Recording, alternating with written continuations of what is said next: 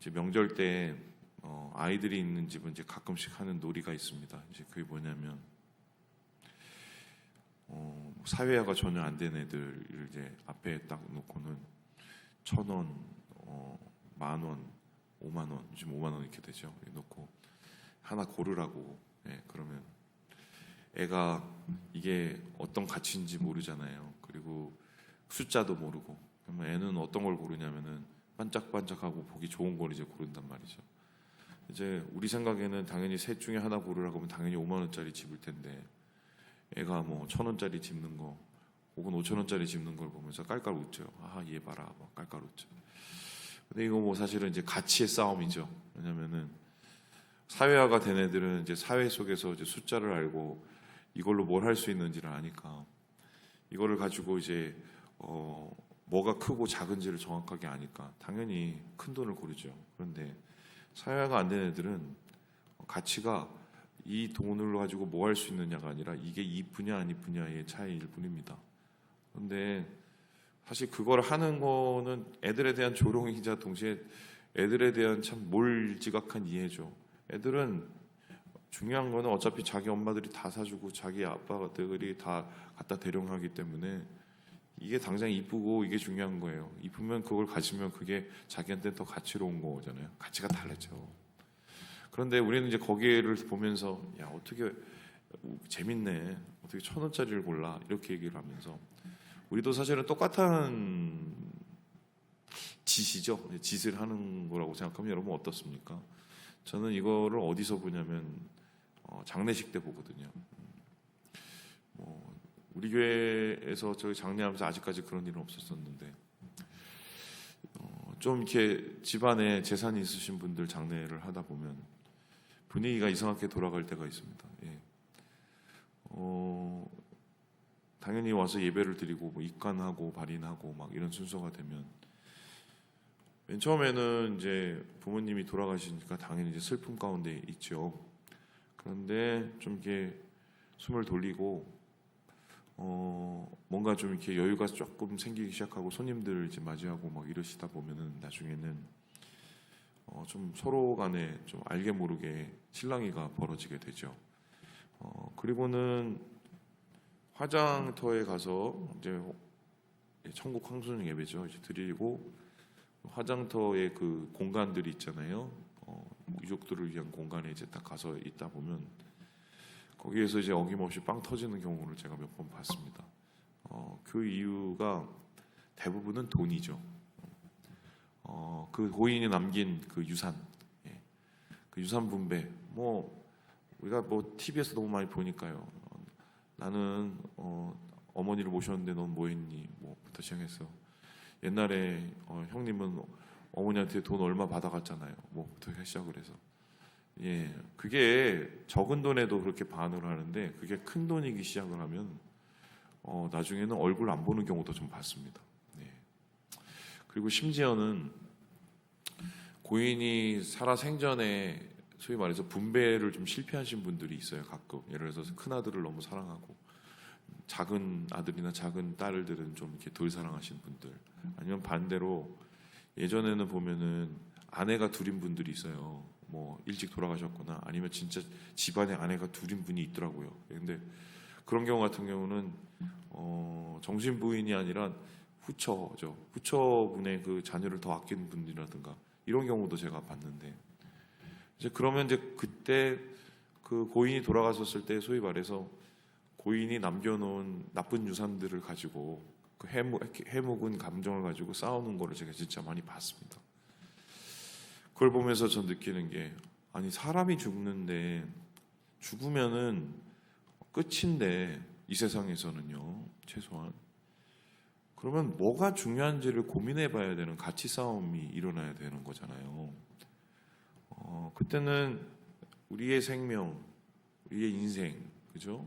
그리고 돈찌거리 혹은 우리의 그동안의 뭐 캐캐 묵은 감정 이걸 세 개다 놓고 뭐 어느 거 고를래 이거하고 똑같은 거예요. 1,000원짜리, 5,000원짜리, 50,000원짜리. 그럼 당연히 제정신인 사람들은 생명을 골라야 되죠. 영혼을 골라야 되죠. 우리의 삶을 골라야 되는 겁니다. 그런데 그런 속에서도 돈지거리, 그 돈, 예. 그리고 캐캐 묵은 내 상처 감정, 그거를 붙잡으시는 분들이 있어요. 가치 체계가 무너져 있고 영원에 대한 가치가 전혀 없으신 분들이죠. 아이 보고는 웃는데 자기도 똑같은 행동을 하는 겁니다. 제가 왜 이 얘기를 드리냐면 오늘 이야기가 바로 거기에 대한 이야기이기 때문입니다. 오늘 예수님께서 제자들에게 아이들이 오는 것을 금하지 말라고, 이때만 해도 애들이 사람 축에 속하질 않았어요. 우리나라도 마찬가지였죠. 옛날에 뭐 방정환 선생님이 애들을 이렇게 인권을 높여주기 전까지는 뭐 애들은 정말 사람 취급도 못 받는 존재였단 말입니다. 그리고 뭐 애들이 막 갑자기 죽는 경우도 꽤 많았으니까요. 그런데 뭐 이스라엘에도 그랬나 보고요. 그리고 아이들에 대한 그런 대접이 별로 좋지 않았던 것 같습니다. 애들은 가라 뭐 이런 거 한 건데.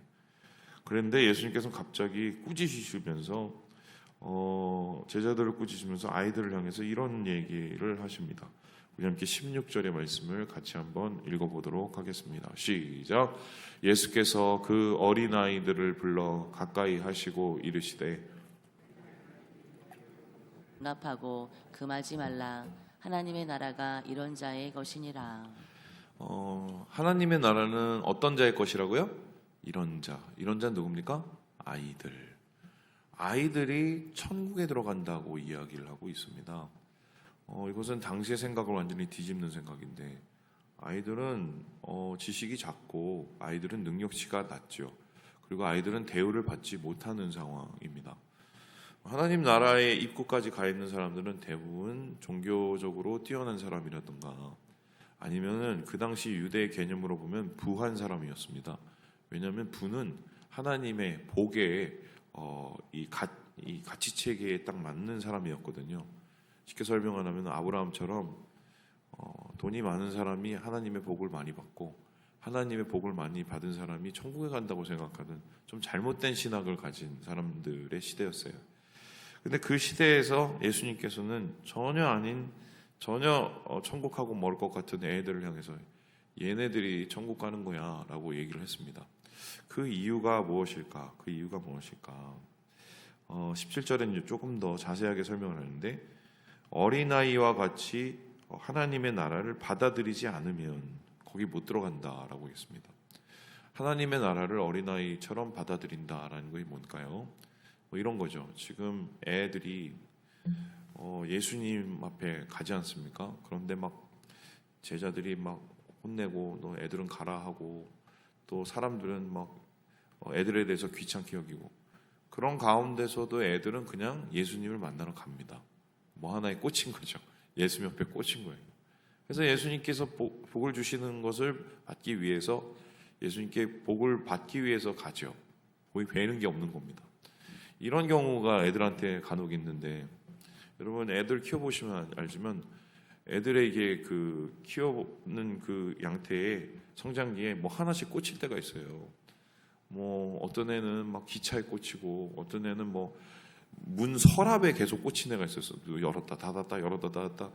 뭘 해도 그걸 해야 돼요. 얘는 뭐 이런 것처럼 계산이 없습니다. 그냥 자기가 이거가 무조건 해야 되는, 그냥 거기 가서 무조건 그걸 하고 앉았어요. 어느 집에 가든 기차를 보면 그거 잡고 앉았고, 어느 집에 가든 빼다지를 그냥 열었다 뺐다 이거 앉았거든요. 지금 예수님께서 말씀하시는 그런 거를 뜻해요. 완전히 그 가치가 하나로 그냥 통합이 되는 뭐 이런 걸 뜻하는데, 그런데 이거를 제일 잘 못하는 사람들이 누구냐? 어른들이고, 어른들을 왜 이것을 잘 못하냐 했었을 때, 우리가 생각보다 가진 것이 굉장히 많고, 가진 게 많은 게서 끝나는 게 아니라 그 가진 것을 잘 놓지를 못하기 때문입니다. 그래서 이 어린아이에 반대되는 사람에 대한 얘기를 하고 있는데요. 그 사람이 바로 부자 관리 청년입니다. 18절에 보니까 어떤 관리가 예수님께 왔습니다. 다른 속에서는 청년이라고 얘기하죠. 부자이자 관리이자 청년. 요즘으로 말하면 금수저, 누가 재벌 2세 뭐 이렇게 배울까요? 사람들이 부러워하는 사람. 그런데 예수님 앞에 나와서 뭐라고 하냐면, 내가 무엇을 하여야 영생을 얻으리이까? 한마디로 무엇을 다 해봤는데 뭔가 만족감이 없이 살고 있었던 것 같아요. 그래서 예수님이 뭐냐면은 계명을 잘 지켜라. 하나님의 계명을 잘 지키라고 얘기를 합니다. 20절에 보니까요. 간음하지 말라, 살인하지 말라, 도둑 지원하지 말라, 거짓 증언하지 말라, 내 부모를 공경하라. 이 이야기를 하고 있습니다. 순서는 조금 다르지만 10계명의 이 뒷부분입니다.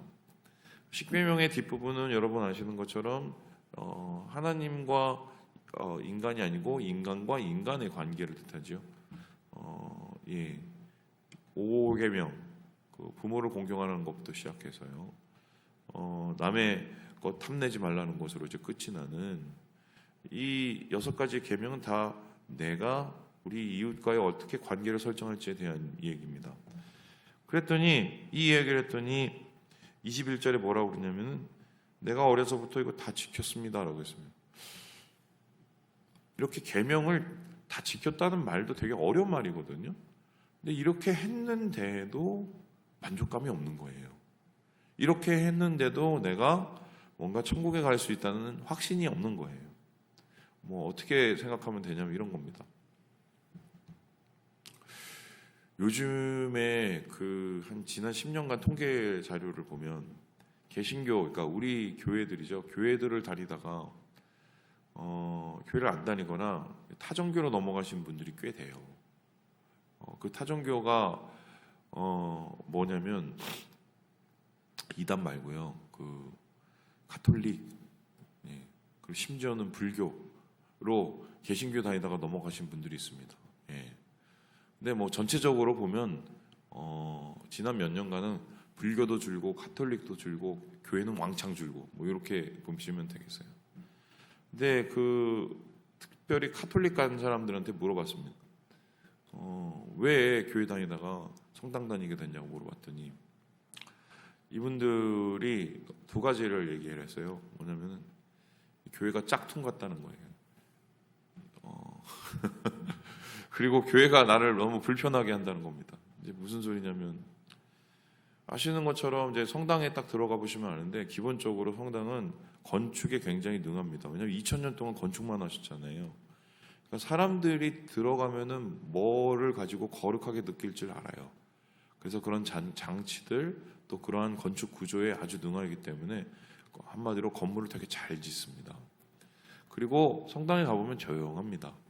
그리고 성당의 신부님들은 좀 감추어져 있죠.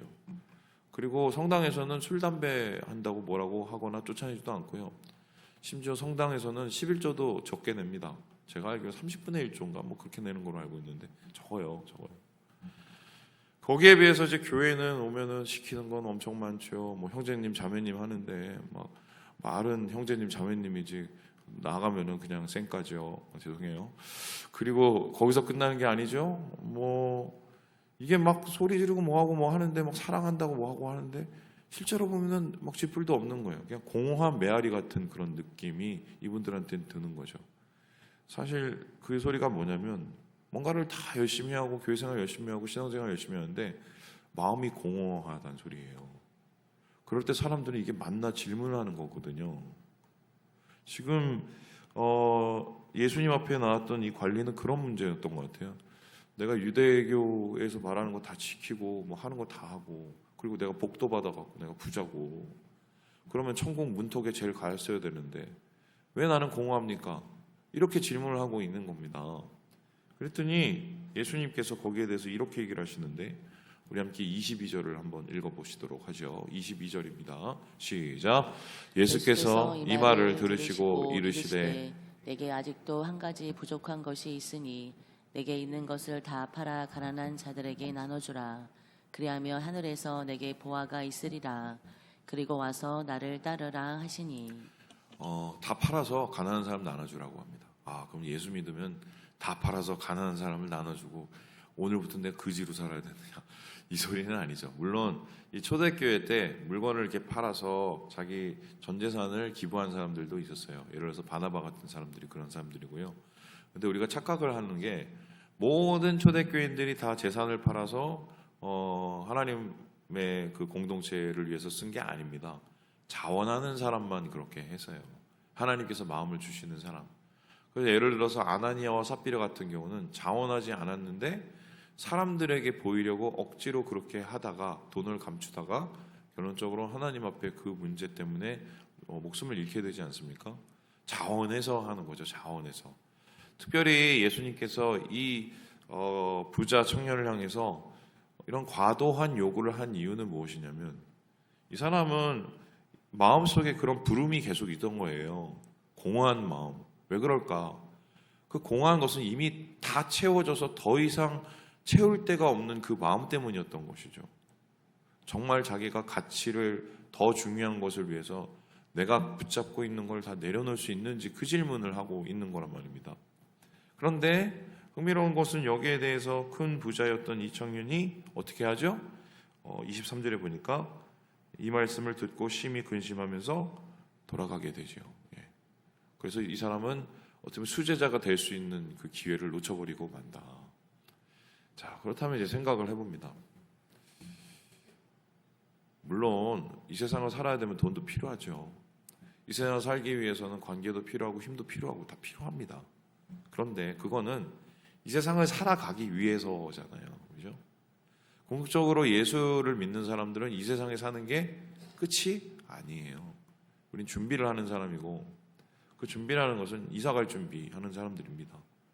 언제 하나님께서 부르시면 이사갈 준비를 해야 돼요. 그래서 이 세상에서는 우린 잠시 살다가 잠시 가는 하나님이 맡겨주시는 그 청지기적인 삶을 살다가 주님이 부르실 때 나그네처럼 우리의 본향으로 돌아가는 사람들이 나그네이자 청지기가 우리의 모습이죠. 그런데 그러한 우리의 정체성을 잊어버리고 이 땅에서 우리가 사는 거 그거에 집착을 한 나머지 우리가 진짜 누구인지 잃어버리면 마치 애들이 1,000원, 5,000원, 5만 원 가지고 있을 때 5만 원을 골라 이게 당연히 천국에서 중요한 건데 1,000원짜리에 만족하는 그런 실수를 할 수가 있겠다.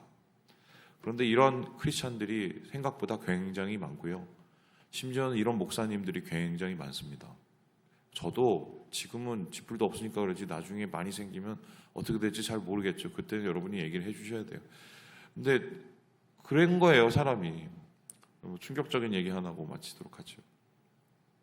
키에르케고르라고 제가 좋아하는 이제 신학자이자 철학자인 분이 있습니다. 이분이 이제 덴마크 출신이신데 이분이 이제 좀 우리식으로 표현하면 좀 꼬장꼬장한 분이세요. 교회에 대해서 비판도 많이 하시고 그만큼 신앙이 또 굉장히 깊으셨던 분입니다.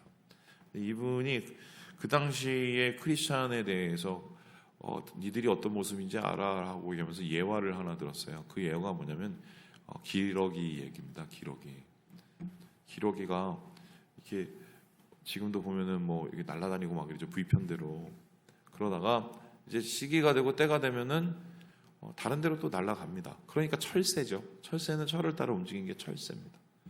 근데 그 움직이는 그 경로가 여러분 아시겠지만 2만 킬로가 넘어요. 어마어마한 거리를 이게 날아가거든요. 그런데 간혹가다 그 길어지기 중에 어느 곳에서 이렇게 물 뜯어 먹고 거기서 뭐 풀 뜯어 먹고 이러다가 뭐 물고기도 먹고 이러다가 거기가 너무 좋은 거예요. 그래서 다른 애들이 다 날아가는데 혼자 안 날아가는 기러기들이 있대요. 덴마크에 있대요. 그럼 그 기러기는 나중에 어떻게 되는지 아십니까? 뚱뚱해져서 참 저도 찔리지만 뚱뚱해져서 얘가 날지를 못한대요. 그러고 나서 뭐가 되느냐? 지보리가 된대. 이게 바로 자칫 잘못하면 이 세상에 마음을 두고 사는 부질없는 인생에 목숨을 거는 타락한 그리스도인이다라고 키에르케고르가 얘기를 했어요. 가치를 잘못 계산한 거죠. 하나님의 나라는 어린아이와 같은 사람이 갑니다. 천국만 바라보는 사람, 천국만 생각하는 사람. 주님 안에서 이 말씀을 좀 마음에 새기면서 오늘 하루를 예수 바라보면서 천국 바라보면서 살아가시는 우리 모든 형제 자매들 되시길 주님의 이름으로 축원합니다.